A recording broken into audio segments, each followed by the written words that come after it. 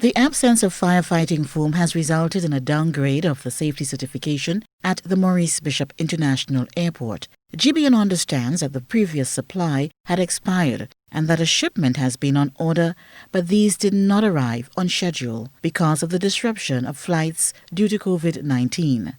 The authority has provided October 22nd as the projected date of arrival, after which the certification should be restored. GBN understands that because of the size of the aircraft used by British Airways and Virgin Atlantic, airports must have a Category 9 certification to facilitate their flights. The absence of the firefighting foam has resulted in the MBIA being downgraded to Category 7.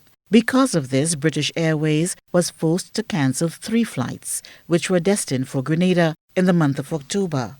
Tourism Minister Clarice Modeste-Kerwin addressed the subject during today's ministerial brief. That happened very recently, that British Airways was all booked to come, had a pretty good load, and then based on the size of the plane, you have to have certain materials so that if there's a fire, in case of a fire, you have to have enough foam to hold the fire and dry chemicals, which they call aggregates. The airport had some of that in storage, and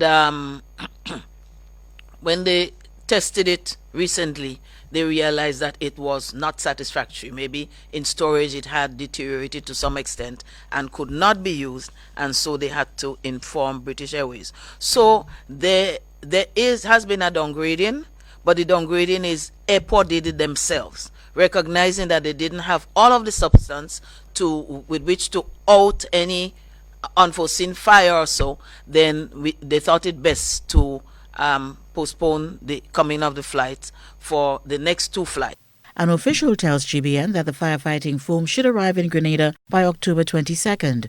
When the agency responsible for certification reviews Grenada's safety protocols, MBIA should be back up to Category 9. Once this is achieved, British Airways and Virgin should be back on schedule. GBN has been told that JetBlue and other flights emanating from the United States are not being impacted because of the size of their aircraft.